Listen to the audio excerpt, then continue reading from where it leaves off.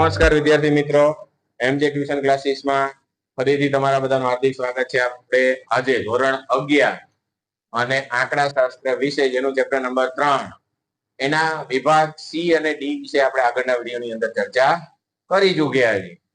જો એ વિડીયો તમે ના જોયો હોય તો જોઈ લેજો. આજે આપણે વિભાગ ઈ વિશે ચર્ચા કરવાના છીએ, બરાબર? હા, તો વિભાગ ઈ ની અંદર દાખલા નંબર 1 થી શરૂઆત કરશું. વિભાગ ઈ એનો દાખલા નંબર 1. હવે દાખલા નંબર 1 ની અંદર શું કીધું છે? જુદા જુદા કુટુંબના વીજળીના બિલના વપરાતા યુનિટની સંખ્યા નીચેના કોષ્ટકમાં છે અને વપરાતા યુનિટની સંખ્યાનો મધ્યસ્થ શોધવાનું કીધું છે. તો અહીંયા આપણને વર્ગ આપી દીધા છે અને શું મેળવવાનું કીધું છે? મધ્યસ્થ. તો શું આપેલું છે? 200 થી ઓછી, પછી 200 થી 300 અને 300 થી 400 છે ને, 400, 400 થી 500, 500 કે તેથી વધુ, આટલું આપેલું છે. અને કુટુંબોની સંખ્યા એટલે શું થાય? f. 7, 13, 24, 16 અને 10. તો ટોટલ કુટુંબોની સંખ્યા કેટલી થાય છે? 70. જલ્દી દે. તો n બરાબર આપણને 70 મળે છે. હવે મધ્યસ્થ મેળવવાનું કીધું હોય તો પહેલા આપણે શું મેળવવું પડે? CF. તો અહીંયા આપણે શું મેળવી લઈશું? CF. તો 7, 20, પછી 44, 60, સોરી 60 આવશે, 50 નહીં, 60 અને 70. હવે આ CF મળી ગયા પછી આપણે અહીંયા કેવા પ્રકારની માહિતી છે? વર્ગીકૃત અને સતત આવૃત્તિ 3 અને ખુલ્લા છેડાવાળું. સમજાણું? તો આપણે m બરાબરનું સૂત્ર પેલા n ના છેદમાં 2 મહાવર્ગની કિંમત. તો m એટલે આપણે કેટલા લેવાના? 70 ભાગ્યા કેટલા કરવાના? 2 મહાવર્ગની કિંમત. તો આપણને શું મળશે? m બરાબર 35 મહાવર્ગની. તો CF માં જોવાનું 35 શેમાં આવે છે? 44. તો કયો વર્ગ આવશે? આખો આવશે, બરાબર, 300 થી 400. હવે આપણે શું મૂકવાનું છે? અહીંયા જ મૂકી દઈએ. m બરાબર l વત્તા n ના છેદમાં 2 માઇનસ CF છેદમાં f ગુણ્યા c. તો l એટલે આપણે કેટલા લઈશું? 300. જો અનિવારક હોય તો શું કરવાનું? અનિવારક કીધું હોય તો અહીંયા આપણે 300 માંથી 0.5 શું કરવાના? માઇનસ કરીને l બરાબર લેવાના. અમુક શું કરે છે? ડાયરેક્ટ જેટલા હોય ને એટલા મૂકી દે. તો એ ભૂલ કરવાની નથી. સમજાણું?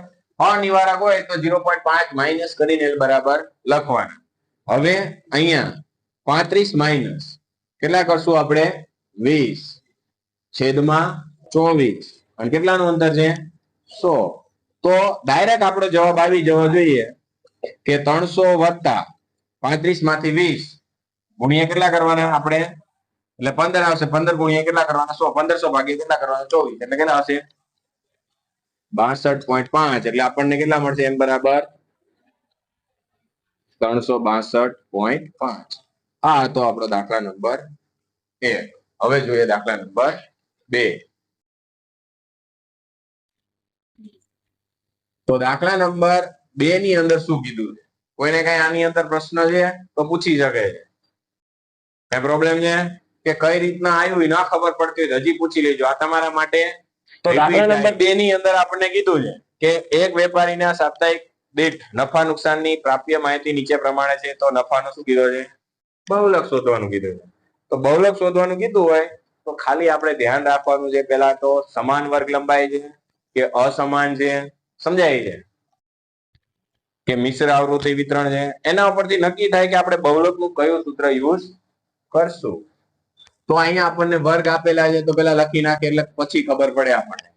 તો -2 થી 0 પછી 0 થી 2 પછી 2 થી 4 પછી 4 થી 6 પછી 6 થી 8 અને 8 થી 10 બાજુમાં શું લખવાના f આપેલા છે સપ્તાહની સંખ્યા 4 8 14 6 2 અને 1 તો n બરાબર કેટલા થશે n બરાબર 35 હવે આમાં આપણે પેલા કેવા પ્રકારનું છે સમાન વર્ગ લંબાઈ છે બધા વચ્ચે કેટલાનું અંતર દેખાય છે આપણને 2 નું અંતર છે તો સમાન વર્ગ લંબાઈ છે તો જોવાનું સમાન વર્ગ લંબાઈ છે તો સૌથી મોટી આવૃત્તિ કેટલી છે જો 2 વાર રિપીટ થતું હોય તો આશાતીત સૂત્ર આવે માની લો કે આ 14 કેટલી વાર આવતા હોય 2 વાર તો પછી આપણે જે બહુલકનું મેઇન સૂત્ર આવે છે એ યુઝ થશે નહીં કયું સૂત્ર યુઝ થાય આશાતીત પછી અસમાન વર્ગ લંબાઈ હોય તો પણ કયું સૂત્ર યુઝ થાય આશાતીત અને મિશ્ર આવૃત્તિ વિતરણ હોય તો પણ શું થાય આશાતીત અને ખુલ્લા છેડાવાળું હોય તો પણ શું થશે આશાતીત આટલી વસ્તુ યાદ રાખવાની સમજાણો હવે આપણે અહીંયા આ આપણે શું ગણાશે fm આને શું કહેવાય f1 અને આને શું કહેવાય f2 સમજાણો સૌથી મોટી આવૃત્તિ હોય ને f1 કહેવાય તો હવે અહીંયા આપણે બહુલક મેળવવાનું એટલે કે mo તો l વત્તા શું થશે અહીંયા શું આવશે fm માઈનસ શું આવશે f1 છેદમાં 2fm minus f1 minus f2 અને ગુણ્યા શું આવશે c તો l એટલે આપણને સૌથી મોટી આવૃત્તિ શેમાં છે એમાં જોવાનું કયો વર્ગ છે 2 તો આપણે l એટલે 2 લેવાના અહીંયા પણ જ્યારે l બરાબર લો તો નિવારક છે અનિવારક એ ખાસ ચેક કરવાનું જો અનિવારક હોય તો આમાંથી 0.5 શું કરવાના બાદ કરીને લેવાના હવે 14 માઈનસ શું આવશે 8 છેદમાં 2 ગુણ્યા 14 માઈનસ 8 માઈનસ 6 અને ગુણ્યા કેટલા કરશું આપણે 2 તો 2 વત્તા 14 માંથી 8 બાદ કરીએ એટલે આપણને કેટલા મળશે 6 અને અહીંયા 14 દુ 28 માઈનસ 8 માઈનસ 6 એટલે 14 દુ 28 માંથી 14 બાદ કરો એટલે 14 જ આવશે કેટલા આવશે 14 અને ગુણ્યા કેટલા કરવાના 2 તો અહીંયા આપણને mo બરાબર જો 12 ભાગ્યા કેટલા કરવાના 14 અને વત્તા 2 કરો કેટલા આવે છે 2.86 આ શું થઈ ગયો આપણો બહુલક અને આ તો દાખલા નંબર 2 હવે જોઈએ દાખલા નંબર 3 તો દાખલા નંબર 3 ની અંદર શું કીધું જોઈએ તો દાખલા નંબર 3 ની અંદર કીધું છે કરિયાણાની દુકાનમાંથી દરરોજ વેચાયેલ ઘઉંની ગુણોની સંખ્યા નીચે આપેલી છે તો એના પરથી આપણને શું કીધું છે વેચાયેલ ગુણોની સંખ્યા Q1 અને D4 મેળવો એમાં પણ આપણને શું આપેલું છે વર્ગ તો વર્ગ લખી નાખશું 25 થી 29 30 થી 34 35 થી 39 40 થી 44 45 થી 49 50 થી 54 અને શું હે 55 અને વધુ અને ખુલ્લા છેડા વાળું કહેવાય હવે સમાન વર્ગ લંબાઈ છે અને ખુલ્લા છેડા વાળું છે અને આપણને શું આપેલું છે f તો f માં શું કીધું છે આપણને 9 17 32 24 10 5 અને 3 ટોટલ 100 આપેલો તો આના ઉપરથી આપણને D1 એટલે સોરી Q1 અને D4 મેળવવાનું કીધું છે તો પહેલા આપણે શું મેળવી લઈશું CF તો 9 વત્તા 17 કરશું એટલે કેટલા મળશે આપણને 26 26 વત્તા 32 કરશું એટલે 58 58 વત્તા આપણે 24 કરશું એટલે 82 82 વત્તા 10 એટલે 92 અને 92 વત્તા 5 એટલે 97 ને 100 તો હવે આપણે શું મેળવશું પહેલા Q1 તો અહીંયા આપણે Q1 માટેનું સૂત્ર એક કૌંસમાં n ના છેદમાં 4 આવશે છેદમાં વર્ગની કિંમત તો 1 ગુણ્યા 100 ભાગ્યા કેટલા કરવાના 4 એટલે કેટલા મળે છે 25 માં વર્ગની શું આવશે આપણી કિંમત તો પેલા તો 25 શેમાં આવે છે? CF માં જોવાનું, 26 માં આવે. તો આ આપણી વર્ગ થશે. સમજાણું? તો હવે મોટું સૂત્ર યુઝ કરવાનું, Q1 બરાબર L વત્તા 1 કૌંસમાં n ના છેદમાં 4 માઇનસ CF છેદમાં F ગુણ્યા C. તો L એટલે જો હવે આ અનિવારક છે. કેવું છે? અનિવારક. તો 30 માંથી 0.5 શું કરી નાખવાના? માઇનસ કરવાના. એટલે L બરાબર કેટલા આવશે? 29.5. અને અહીંયા 25 માઇનસ કેટલા લેશું? 9 અને છેદમાં F એટલે 17. અને કેટલાનું અંતર છે? 5 નું અંતર છે. કેટલાનું અંતર છે? 5. તો 5 લેશું. તો 29.5 વત્તા શું કરવાનું છે? 25 9 ગુણ્યા 5 ભાગ્યા 17 એટલે 4.71. તો 4.71 પ્લસ કેટલા કરશું આપણે? એટલે 34.21. તો આ મળી ગયા આપણને Q1 34.21. હવે આપણે જોશું D4. તો D4 મેળવવા માટે અહીંયા જોઈએ આપણે. તો D4 મેળવવા માટે સૂત્ર 4 કૌંસમાં n ના છેદમાં 10 માં વર્ગની કિંમત.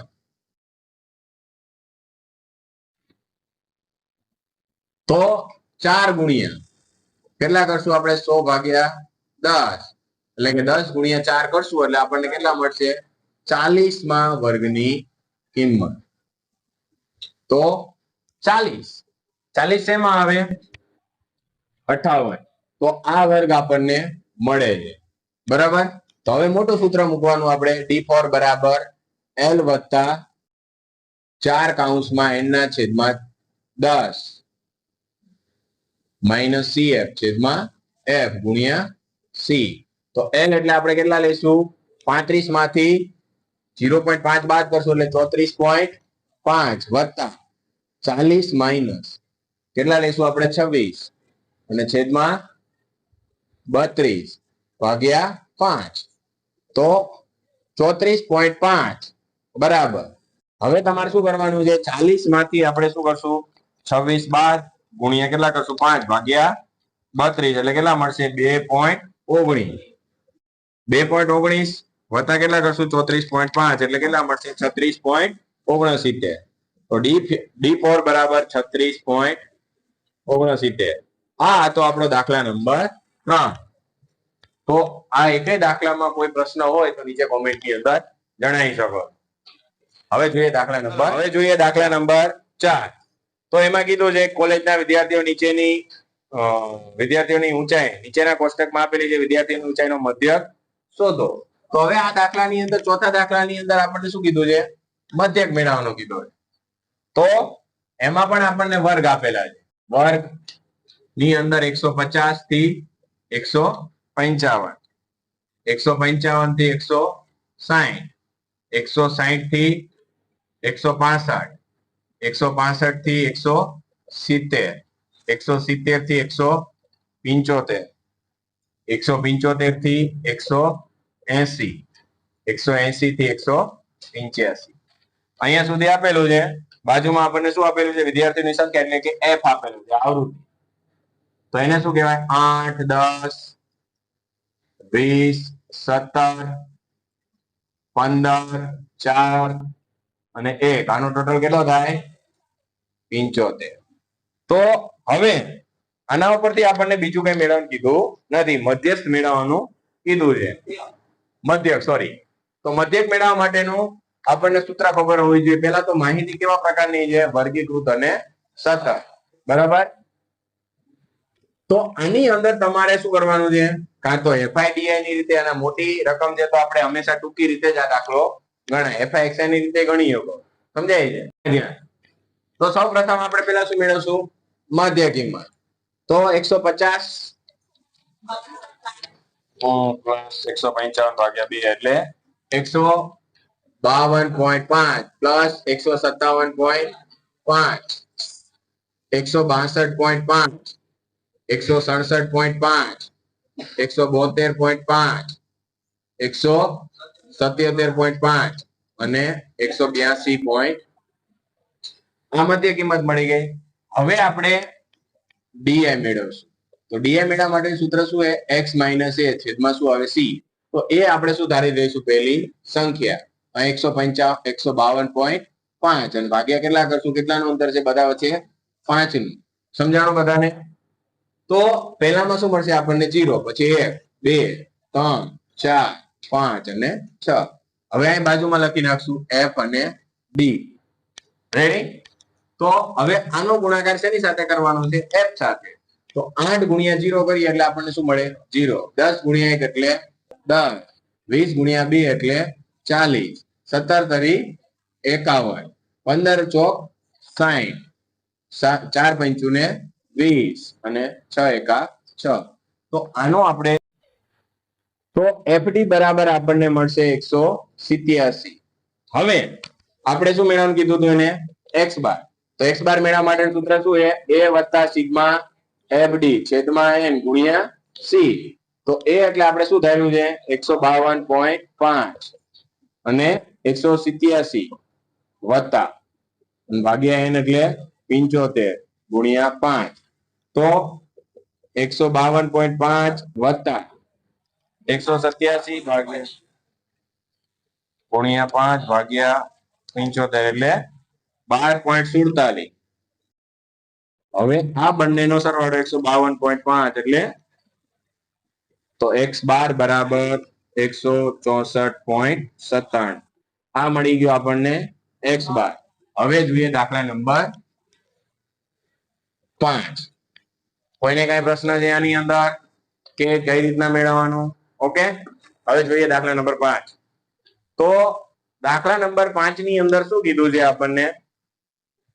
કે એક વિસ્તારમાં રહેતી 130 વ્યક્તિઓની માસિક આવક 1000 માં નીચે પ્રમાણે છે. આવક આપેલી છે 4 થી ઓછી અને આપણને એમાં પણ શું મેળવવાનું કીધું છે? મધ્યસ્થ. તો જોઈએ ફટાફટ. તો દાખલા નંબર 5 માં આપણને વર્ગ આપેલા છે 4 થી ઓછી, પછી 4 થી 8, 8 થી 12, 12 થી 20, 20 થી 28 અને 28 થી 36. બાજુમાં આપણને f આપેલો છે વ્યક્તિઓની સંખ્યા 6, 14, 31, 35, 28 અને 16 અને ટોટલ આપણને કેટલી કઈ દીધી છે? 130. તો અહીંયા બધા વચ્ચે સરખું અંતર એવું તમને લાગે છે? નથી. તો અસમાન છે, પણ આપણે એનાથી કઈ ફેર નહીં પડે. આપણે શું મેળવવાનું છે? મધ્યસ્થ મેળવવાનું છે. બરાબર? તો અહીંયા આપણે પહેલા શું CF મેળવી લઈશું. 6, 20, પછી 51 અને કેટલી થશે? 86 પ્લસ 28 એટલે 114 પ્લસ કેટલા કરશું આપણે? 16 એટલે 130. ઓકે, હવે મધ્યસ્થ મેળવવાનું કીધું છે. તો મધ્યસ્થ મેળવવા માટેનું સૂત્ર કેવા પ્રકારની માહિતી છે? સતત જ છે. એ પછી અસમાન હોય તે ભલે સમજાય છે, પણ સતત હોવું જોઈએ. અસમાન વર્ગ લંબાઈ હોય તે ભલે, નિવારક હોય તે ભલે અને અનિવારક હોય તે ભલે. અહીંયા m બરાબર શું આવશે? n ના છેદમાં 2 માં વર્ગની કિંમત. તો n એટલે આપણે 130 લઈશું અને ભાગ્યા કેટલા કરશું? 2. તો કેટલા મળશે? 65 મળશે આપણે. તો આ માં વર્ગની કિંમત. તો m બરાબર હવે આપણે શું કયું સૂત્ર લઈશું? મોટું. પણ પહેલા આપણે CF માં જોવું પડે કે 65 કેમ આવેલા છે? 86. તો આ વર્ગ લંબાઈ છે આપણી. તો L વત્તા n ના છેદમાં 2 માઇનસ CF છેદમાં F ગુણ્યા C. તો L એટલે આપણે કેટલા લઈશું હવે? 12 વત્તા 65 માઇનસ 51 છેદમાં 35. કેટલાનું અંતર છે આ બંને વચ્ચે? 8 નું અંતર થશે ને? ગુણ્યા કેટલા કરશું? 8. તો 12 વત્તા 3.2. 65 માંથી 51 બાદ કરવાના, એને ગુણ્યા 8 કરવાના, ભાગ્યા કેટલા કરવાના? 35. તો m બરાબર કેટલા મળશે? 15.2. આ થઈ ગયો આપણો મધ્યસ્થ. ઓકે, હવે જોઈએ દાખલા નંબર 6. તો દાખલા નંબર 6 ની અંદર શું કીધું છે એ પણ આપણે જોઈ લઈએ ફટાફટ. તો દાખલા નંબર 6 ની અંદર કીધું છે કે એક જિલ્લામાં 70 ગામડાઓની વસ્તી છે એ 1000 માં આપેલી છે. એના માહિતી નીચેના કોષ્ટકમાં આપેલી છે. વસ્તી 1000 માં છે અને આ પરથી આલેખની રીતે કીધું છે. તો આપણે આલેખની રીતે અહીંયા અત્યારે ટૂંકમાં થશે નહીં. દાખલો આપણે પછી રાખજો. એના પછીનો નેક્સ્ટ દાખલો જોઈએ. તો દાખલા નંબર 7. તો દાખલા નંબર 7 ની અંદર જોઈએ. તો દાખલા નંબર 7 ની અંદર કીધું છે એક પરીક્ષામાં 60 વિદ્યાર્થીઓ મેળવેલા ગુણોનું વિતરણ નીચે મુજબ છે. વિદ્યાર્થીનો ગુણનો શું કીધો છે? મધ્યક શોધવાનું કીધું છે. તો જોઈએ અહીંયા વર્ગ આપી દીધા છે. વર્ગની અંદર શું કીધું છે? 0 થી 10, 10 થી 20, સોરી 0 થી 10 અસમાન વર્ગ લંબાઈ છે. 10 થી 20, પછી 20 થી 25 છે અને 25 થી 30, 20 થી 35, 35 થી 40. બાજુમાં આપણને વિદ્યાર્થીની સંખ્યા એટલે કે f આપી દીધો. તો 3, 8, 20, 16, 9 અને 4. તો આના ઉપરથી આપણને n બરાબર કેટલા વિદ્યાર્થીઓ કીધા હતા? 60. હવે આના ઉપરથી આપણને શું મેળવવાનું કીધું છે? મધ્ય. તો ફટાફટ જોઈએ. અહીંયા પણ જો આ દાખલો આપણે ટૂંકી રીતે કર્યો તો આપણે આ દાખલો કઈ રીતના કરશું? સીધી રીતે, fx ની રીતે. તો પેલા મધ્ય કિંમત આપણે મેળવી લઈએ. તો પેલાની કેટલી આવશે? 5, 15, પછી 22.5, પછી 27.5, 32.5 અને 37.5. કેમ? પછી તો બધાનું કેટલાનું અંતર છે? 5. ખાલી અસમાન વર્ગ લંબાઈ છે. અહીંયા જ આપણે 10-10 નું અંતર છે. બાકી બધે કેટલાનું અંતર છે? તો આને અસમાન વર્ગ લંબાઈ વાળું સતત આવૃત્તિ વિતરણ કહેવાય. હવે આપણે શું મેળવશું? fx. તો f એટલે કે આ આનાનો ગુણાકાર એટલે કે 15 આવશે. પછી 15 ગુણ્યા 8 એટલે 15 × 120 અને 22.5 ગુણ્યા 20 એટલે આપણે 450. પછી 27.5 ગુણ્યા 16 એટલે 440 અને 32.5 ગુણ્યા 9 એટલે આપણે કરશું 292.5 અને 37.5 ગુણ્યા 4 એટલે 150. 150. તો 15 plus 120 plus 450 plus 440 plus 292.5 plus 150 એટલે કેટલા મળશે? 1467.5. તો હવે આપણે x બાર નું સૂત્ર મૂકી દેવાનું. x બાર બરાબર સિગ્મા fx છેદમાં n. આપણે કઈ રીતે ગણ્યો છે? સીધી રીતે. તો અહીંયા 1467.5 છેદમાં કેટલા લઈશું? 60. તો x બાર બરાબર કેટલા મળશે? 24.46. તો આ હતો આપણો દાખલા નંબર